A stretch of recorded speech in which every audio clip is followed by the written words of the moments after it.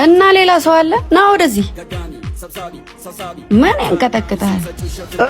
ኧረ እኔ አልተንቀጠቀጥኩም። ስም ማን ነው?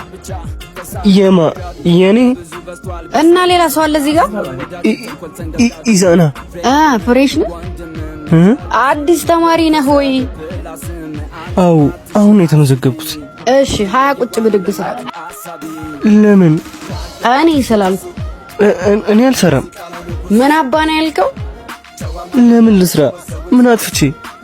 ማን አባ ነህ አንተ? የኔን የቅምጥልን ትእዛዝ እምቢ የምትል ትሰራለህ አትሰራም? አሁን